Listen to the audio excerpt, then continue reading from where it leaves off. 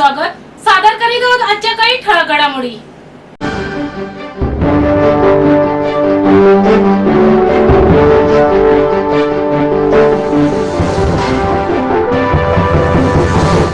गेल्या 3 ते 4 दिवसांपासून प्रकृती ठीक नसल्यामुळे ठाण्यातील शुभदीप निवासस्थानी विश्रांती घेत असलेले राज्याचे मुख्यमंत्री एकनाथ शिंदे यांनी आज दुपारी ज्युपिटर रुग्णालयात जाऊन वैद्यकीय तपासणी केली. या अहवालात कोणतीही चिंताजनक बाब नसल्याचे समोर आले असून यानंतर मुख्यमंत्री शिंदे हे आपला ताफा घेऊन मुंबईतील वर्षा निवासस्थानी रवाना झाले. या ठिकाणी ते बैठका घेणार की नाही याबाबत मात्र अद्याप समजू शकले नाही. एकीकडे राज्यातील सरकार स्थापना आणि खाते वाटपावरून महायुतीच्या नेत्यांमधून वेगवेगळ्या प्रतिक्रिया उमटत असताना दुसरीकडे मुख्यमंत्री एकनाथ शिंदे यांची प्रकृती शनिवारी बिघडली. विधानसभा निवडणुकीत झालेल्या धावपळीमुळे आराम करण्यासाठी मुख्यमंत्री शिंदे हे साताऱ्यातील दरेगावी गेले होते. तिथे त्यांची प्रकृती बिघडली होती. तिथे त्यांनी शनिवारी दिवसभर विश्रांती घेतली आणि दुसऱ्या दिवशी म्हणजे रविवारी ते ठाण्यातील शुभदीप निवासाने परतले. सोमवारी ते पुन्हा पक्ष आणि महायुतीच्या बैठकांमध्ये सक्रिय होतील अशी शक्यता वर्तवली जात होती. परंतु सोमवारीही त्यांची प्रकृती ठीक नव्हती. त्यामुळे त्यांनी दिवसभरातील बैठका रद्द करून घरीच विश्रांती घेतली. मुख्यमंत्री शिंदे यांना ताप होता, घशाला संसर्ग होण्याबरोबरच पांढऱ्या पेशी कमी झाल्या होत्या. त्यामुळे त्यांना सोमवारी घरीच सलाईन लावण्यात आली होती. भाजप नेते गिरीश महाजन यांनी शिंदे यांची भेट घेऊन त्यांच्या प्रकृतीची विचारपूस केली होती. दरम्यान मुख्यमंत्री शिंदे यांची प्रकृती पूर्णपणे बरी झालेली नाही. मंगळवार दुपारपर्यंत त्यांनी ठाण्यातील निवासस्थानी विश्रांती घेतली. त्यानंतर दुपारी ते ज्युपिटर रुग्णालयात वैद्यकीय तपासणीसाठी गेले होते. तिथे त्यांच्या काही वैद्यकीय तपासण्या करण्यात आल्या. त्यामध्ये या वैद्यकीय अहवालात कोणतीही चिंताजनक बाब नसल्याचे समोर आले आहे. तपासणीनंतर रुग्णालयातून बाहेर आल्यानंतर मुख्यमंत्री शिंदे यांनी स्वतः प्रकृती ठीक असल्याचे सांगितले. यानंतर मुख्यमंत्री शिंदे हा आपला ताफा घेऊन मुंबईतील वर्षा निवासस्थानी रवाना झाले. पावसाळ्यात डेंग्यू, मलेरिया अशा साथजन्य आजारांनी राज्य डोकं वर काढत असताना आता हिवाळ्यात झिका व्हायरस आजाराने भीतीचे वातावरण आहे. मात्र ठाणे जिल्ह्यात साथीच्या आजारांची लढण्यासाठी विशेष खबरदारी घेत आरोग्य प्रशासनाने सिव्हिल रुग्णालयात झिकाग्रस्त रुग्णांसाठी विशेष कक्ष स्थापन केला आहे. 30 बेडच्या अद्ययावत कक्षाबरोबर औषध साठा, आपत्कालीन पॅरामेडिकल टीम सज्ज ठेवण्यात आली आहे. ठाणे जिल्ह्यात थंडीचा संमिश्र अनुभव सर्वजण घेत असताना बदलत्या हवामानामुळे सर्दी खोकल्याच्या रुग्णात वाढ झालेली बघायला मिळत आहे. अशातच राज्यात ठिकठिकाणी झिका व्हायरसचा लोण वाढत असल्याने चिंता व्यक्त करण्यात येत आहे. सरकारकडून या साथीचा रोग पसरणार नाही यासाठी खबरदारी घेतली जात आहे. झिका व्हायरस रुग्णांच्या उपचाराची उत्तम सोय सिव्हिल रुग्णालयात करण्यात आली आहे. मुंबईत झिका व्हायरसची साथ पसरत असल्याचे सांगितले जात असल्याने ठाणे जिल्ह्यात झिकाची साथ पसरल्यावर यावर त्वरित उपचार मिळणे आवश्यक आहे.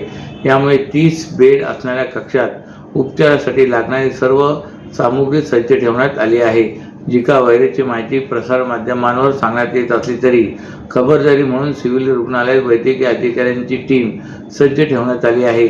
डासांमुळे झिका व्हायरस पसरत असून यामुळे घाबरण्याचे कारण नाही. मात्र गर्भवती महिलांनी काळजी घेतली पाहिजे असेही डॉक्टर कैलास पवार यांनी सांगितले. ठाण्यात भाजपच्या वतीने आधार कार्ड कॅम्प व आदित्य बिर्ला आरोग्य विमा शिबिराचे आयोजन करण्यात आले होते. भाजपचे ठाणे शहर जिल्हाध्यक्ष संजय वाघोले व नौपाडा महिला मोर्चा अध्यक्षा वृषाली वाघोले यांच्या वतीने शिबिर राबवण्यात आले असून ठाणे स्टेशन प्लॅटफॉर्म नंबर 1च्या बाहेर आजपासून सलग 8 दिवस हे शिबिर आयोजित करण्यात आले. या शिबिरात नवीन आधार कार्ड व सुधारित आधार कार्ड दुरुस्ती करण्यात येणार आहे. तसेच पोस्ट ऑफिसच्या वतीने 549 मध्ये 10 लाख रुपयांचा अपघात विमा काढण्यात येणार आहे. सकाळपासून सुरू झालेल्या या शिबिराला नागरिकांनी उत्स्फूर्त प्रतिसाद देत याचा लाभ घेतलाय. यावेळी भाजपा ठाणे शहर जिल्हा अध्यक्ष संजय वाघोले, नौपाडा महिला मोर्चा अध्यक्ष वृषाली वाघोले, भाजपा ठाणे शहर उपाध्यक्ष जयेंद्र कोळी तसेच सर्व पदाधिकारी कार्यकर्ते मोठ्या संख्येने उपस्थित होते. यावेळी भाजपा नौपाडा महिला मोर्चा अध्यक्ष वृषाली वाघोले यांनी माध्यमांशी संवाद साधताना सांगितले की जास्तीत जास्त नागरिकांनी या शिबिराचा लाभ घ्यावा असं आवाहन केलंय. तर हे शिबिर 8 दिवस आयोजित करण्यात आलं असून नागरिकांच्या मागणीनुसार हे शिबिर वाढवण्यात येईल अशी माहिती त्यांनी दिली. महाराष्ट्रातील भगिनींना आधार देणारी राज्य शासनाची मुख्यमंत्री माझी लाडकी बहीण योजना.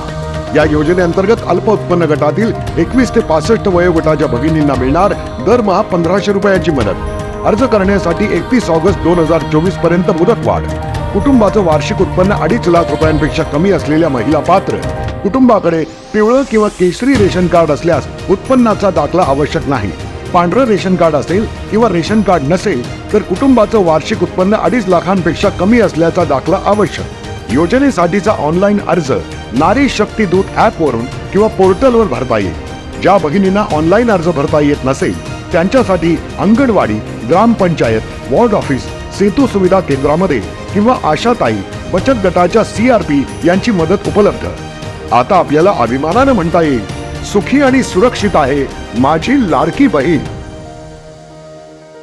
माता लक्ष्मीला धनाची देवी मानली जाते.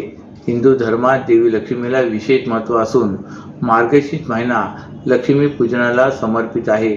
मार्गशीर्ष महिन्याला आगाहन महिना असे म्हणतात. पंचांगानुसार 2 डिसेंबर पासून मार्गशीर्ष महिन्याला सुरुवात झाली. या महिन्याच्या प्रत्येक गुरुवारी देवी लक्ष्मीच्या महालक्ष्मी रूपाची पूजा केली जाते. तसेच या दिवशी व्रत देखील केले जाते. दर मार्गशीर्ष निमित्त प्रत्येक गृहिणी घरात देवीची स्थापना करते. मार्गशीर्ष महिना सुरू होताच बाजारात आता देवीचे विविध मुखवटे उपलब्ध झाले आहेत. देवीचे सर्व रूपातील मुखवटे बाजारात उपलब्ध झाले असून देवीचे अलंकार, वस्त्र, विविध सामुग्री उपलब्ध झाले आहेत. आजपासून मार्गशीर्ष महिना सुरू झाला असून बाजारात मोठ्या प्रमाणात महिलांची गर्दी पाहायला मिळत आहे. दिव्यांगांच्या उत्थानासाठी ठाणे महानगरपालिकेने 5% निधीची तरतूद केली. मात्र या निधीचे वाटपच करण्यात आले नाही. गेल्या 2 वर्षापासून दिव्यांगांच्या निधीचा अपहार केला जात असल्याचा आरोप करीत अखिल भारतीय दिव्यांग सेनेच्या वतीने मोहम्मद युसूफ, मोहम्मद फारुख खान यांच्या नेतृत्वाखाली दिव्यांगांनी काळा दिन पाळून जिल्हाधिकारी कार्यालयासमोर निदर्शने केली. दिव्यांग अधिकार अधिनियम 2016 मधील 37 मध्ये सर्व योजना या विकास कार्यक्रमामध्ये 5% निधी राखीव ठेवण्याची तरतूद आहे.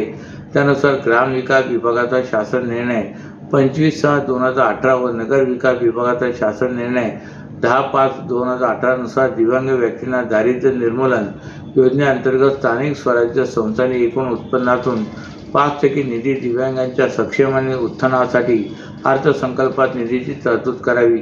या निधीमधून दिव्यांगांना अर्थसहाय्य करावे असा नियम केंद्र शासनाने केला आहे. शिवाय या निधीचा विनियोग न करणाऱ्या प्रशासकीय अधिकाऱ्यांवर दिव्यांग अधिकार अधिनियम 2016 मधील 92 अन्वये कारवाई करण्याबाबतही दिशानिर्देश देण्यात आलेले आहेत.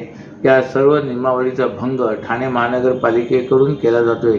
ठाणे महानगरपालिकेचे सभागृह तहकूब केले असल्याने प्रशासकीय महासभेत अंदाजपत्रक मांडून त्याचे अर्थसंकल्पात रूपांतर करण्यात आले.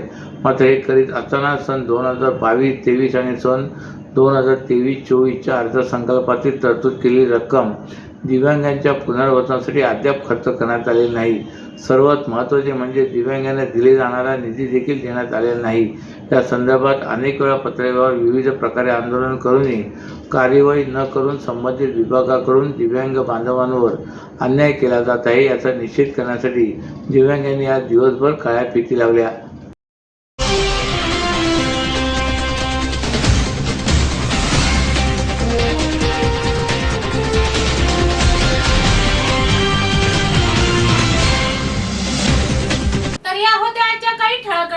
तर पुन्हा भेटू याच वेळी याच ठिकाणी. ठाणे दर्पण या वृत्तवाहिनीचे प्रसारण YouTube वर पाहायला विसरू नका.